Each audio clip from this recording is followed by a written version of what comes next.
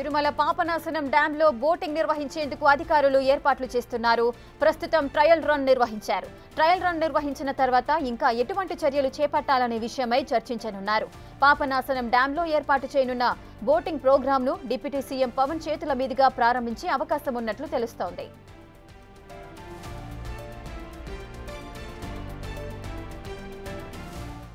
మరింత సమాచారం మా ప్రతినిధి దామోదర్ అందిస్తారు. దామోదర్, తిరుమల పాపనాశనంలో డ్యామ్ లో అయితే బోటింగ్ నిర్వహించేందుకు అధికారులు ఏర్పాట్లు చేస్తున్నారు. దీనికి సంబంధించి కూడా డిప్యూటీ సీఎం పవన్ కళ్యాణ్ తో ప్రారంభోత్సవం చేయడానికి ఏర్పాట్లు జరుగుతున్నాయి. పూర్తి వివరాలేంటి?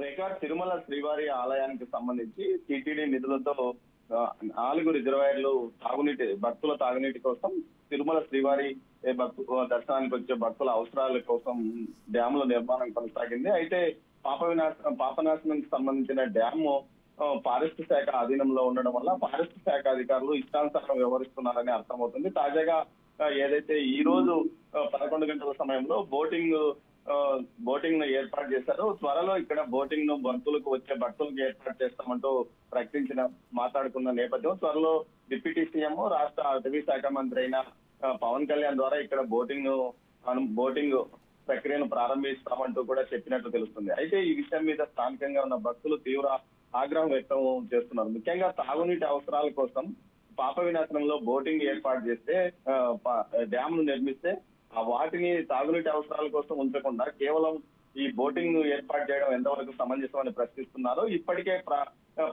పాపనాశనం ఏరియాలో ఉన్న దుకాణాలతో పాటు టోల్ గేట్ కూడా ఫారెస్ట్ శాఖ వసూలు చేసుకుంటుంది. కానీ అక్కడ భక్తులకు ఎలాంటి వసతి సౌకర్యాలు కూడా కల్పించడం లేదని విమర్శలు ఉన్నాయి. దీంతో పాటు ఈ మధ్య కాలంలో అక్కడ ఏదైతే ఫారెస్ట్ శాఖ అనుమతి ఇచ్చిన దుకాణదారులు సగం మందికి పైగా ఏదైతే అన్యమతస్తులు ఉండడము, వారు అన్యమతాల గురించి ప్రచారం చేయడం కూడా కొంత వివాదంగా మారింది. దీనిపైన ఏదైతే బిగ్ టీవీ అప్పట్లో పెద్ద కథనాలు కూడా ప్రసారం చేయడంతో వారందరినీ అక్కడి నుంచి పంపించి వేసిన నేపథ్యం. ఈ విధంగా ఏదైతే ఇటు అటవీ శాఖ అధికారులు భక్తుల మనోభిప్రాయాలతో ఆటలాడుకుంటున్నారంటూ కూడా భక్తులు తీవ్రంగా ఆగ్రహం వ్యక్తం చేస్తున్నారు.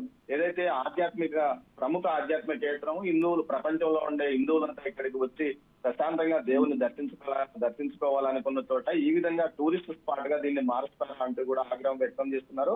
పాపనాశనం దగ్గర అమ్మవారి ఆలయం కూడా ఉంది. అక్కడికి భక్తులు పెద్ద సంఖ్యలో వచ్చి అమ్మవారిని దర్శించుకొని తిరిగి వెళ్తుంటారు. ఇలాంటి చోట ఈ విధంగా ఏదైతే టూరిస్ట్ స్పాట్ లాగా బోటింగ్ ని ఏర్పాటు చేయడం మంచి పద్ధతి కాదని కూడా చెప్తున్నారు. ఈ మధ్య కాలంలోనే కడప జిల్లా కాశీనాయన క్షేత్రంలో కూడా ఏదైతే భక్తుల మనోభిప్రాయాలకు ఏమాత్రం విలువ ఇవ్వకుండా ఏకంగా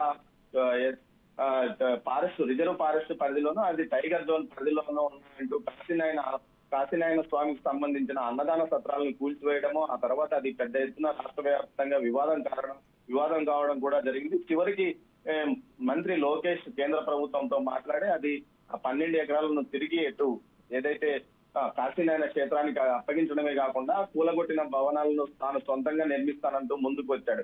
ఇలాంటి వ్యవహారాలు ఫారెస్ట్ శాఖ అధికారులు చేస్తున్నారు. వెంటనే ఈ విషయంలో వెనక్కు తగ్గాలి. ముందుగా ఏదైతే తిరుమలలో బోటింగ్ వ్యవహారాన్ని ఏమాత్రం చేపట్టకూడదు, బోటింగ్ ను ఆపాలంటూ కూడా భక్తులు డిమాండ్ చేస్తున్న పరిస్థితి. ఈ విషయం మీద తాము నేరుగా డిప్యూటీ సీఎం పవన్ కళ్యాణ్కే విషయాన్ని తెలియజేస్తాము, ఫారెస్ట్ శాఖ అధికారులు అత్యుత్సాహం ప్రదర్శిస్తున్నారంటూ కూడా వారు ఆగ్రహం వ్యక్తం చేస్తున్న పరిస్థితిలో ఫారెస్ట్ శాఖ మంత్రి డిప్యూటీ సీఎం ఎలాంటి నిర్ణయం తీసుకుంటారో వేచి చూడాలి. Rekha. Right, thank you Damodar, thanks for the details.